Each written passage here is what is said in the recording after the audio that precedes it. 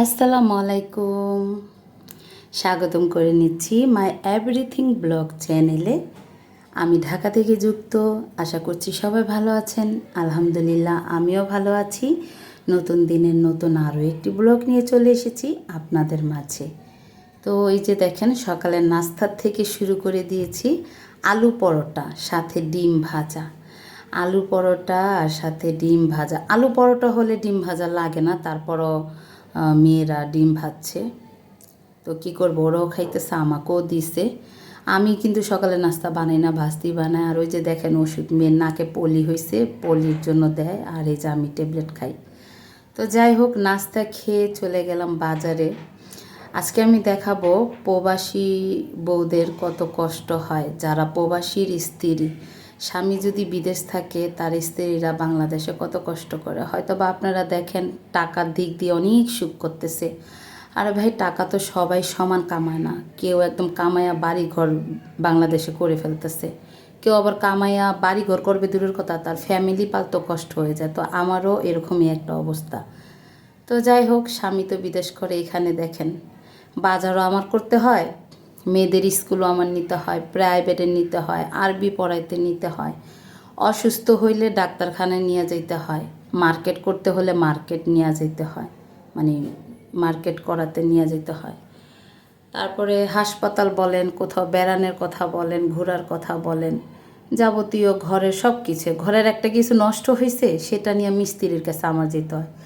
অনেক সময় থেকে ঢাকা শহর রাতের 12টা বাজে বের হইলেও কোনো সমস্যা নেই, কিন্তু রাতের 12টা বাজে কে বের হবে? যার ঘরে কোনো পুরুষ পোলা নেই, একটা কাজের দরকার পড়ছে, তখন সে অবশ্যই বের হবে।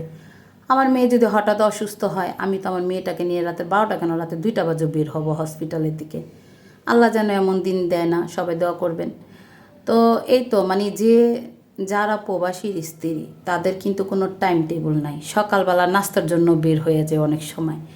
তো এই আর কি, অনেকে দেখে ভাবে যে ওই যে দেখো কত সকালবেলা বের হয়েছে বা কত রাতে বের হয়েছে, স্বামী বিদেশ থাকে, ওনাদের আর কিসের চিন্তা? ওনাদের কোনো চিন্তা নাই, জামাই বিদেশ থেকে টাকা পাঠাইতেছে আর বসে বসে খাচ্ছে।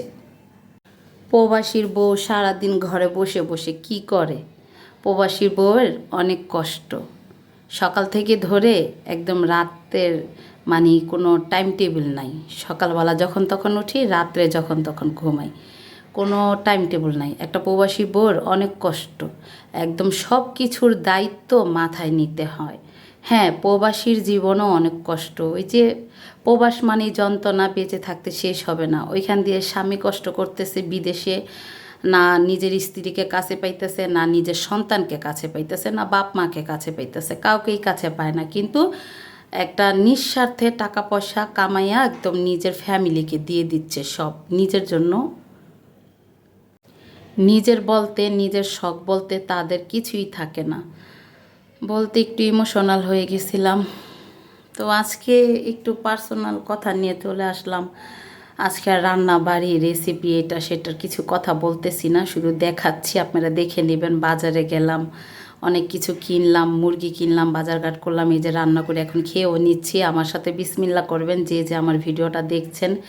আর আমার ফ্যামিলি, আমার ভিডিও, আমার রান্না, আমার কথা যদি আপনাদের কাছে ভালো লেগে থাকে, তাহলে একটি লাইক করে দিবেন। আপনার একটি লাইক আমার ভিডিওটা শেয়ার করতে হেল্প করবে।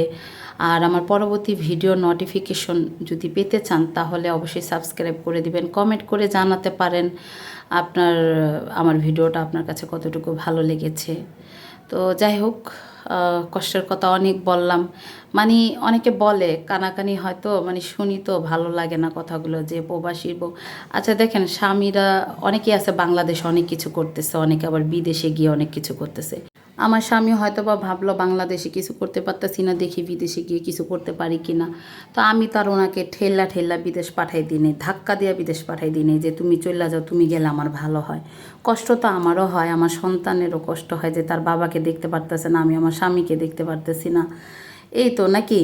তো আমরা তো আর ইচ্ছাকৃত বিদেশ পাঠাই দিইনি স্বামীকে। এই যে উনি যাওয়াতে পুরা সংসারের ভর আমার মাথার উপরে পড়ছে। এখন যদি উনি থাকতো, কিছুটা হইলেও ওনার উপরে ভর থাকতো। এই যে বন্ধের দিন বাসায় থাকতো, বাজার ঘাট করতো, পুরো এক সপ্তাহের বাজার আমাকে করে দিত, আমার আর বাজারে যাওয়ার দরকার পড়তো না। মেয়েদের কত কিছু এনে খাওয়াতো, ঘুরতে নিয়ে যেত, কিন্তু এখন সেই খাবার, ঘুরতে নিয়ে যাওয়া, অসুখ বিসুখ, পড়ালেখা সব কিছু তো আমার একা করতে হয়। তো এই আর কি, স্বামী বিদেশ গেছে, আমাদের সুখের জন্য গেছে, তো যার কারণে আমরাও এতটুকু স্যাক্রিফাইস করতেছি যে থাক, আমাদের সুখের জন্যই তো গেছে, কারো সুখের জন্য তো জানে, আমাদের সুখের জন্য গেছে, একটু না হয় কষ্ট করলাম। কিন্তু এই যে মানুষগুলো যে নানান কথা বলে, এগুলো খুব খারাপ লাগে। নিজের সন্তান নিয়ে, সংসার নিয়ে সারাদিন পইরা থাকি। তো যাই হোক, আপনাদের অনেক কথাই শোনালাম আমার জীবনের, মানে বোরিং করে দিলাম আপনাদের, আর বলবো না। অনেক কষ্ট থেকে বললাম, আপন ভাবি তো, আমার ছোট্ট একটা ফ্যামিলি হয়ে গেছে, মানে আমার এই চ্যানেলের প্রায় যে কজনই হয়েছে সাবস্ক্রাইবার, তো আপনাদের আমি আপন ভাবি, তাই আর কি এই কথাগুলো একটু শেয়ার করলাম। কারণ আমার মতো অনেকে আছে প্রবাসীর স্ত্রী, তাদের অনেক কথা শুনতে হয়, কিন্তু আমার শ্বশুর শাশুড়ি, আমার মানে শ্বশুর বাড়ির দিক দিয়ে, বাপের বাড়ির দিক দিয়ে কোনো কথা শুনতে হয় না। তারা খুবই ভালোবাসে আমার স্বামীকে আর আমাকে, বিশ্বাস করে। কারণ আমি বিশ্বাসের জায়গাটা রাখছি আর সবার মনটা জোগাইছি, এই জন্য বিশ্বাস করে। তো যাই হোক, এখানে বিদায় নিচ্ছি। সবাই আমাদের জন্য দোয়া করবেন, সবাই ভালো থাকবেন। আসসালামু আলাইকুম।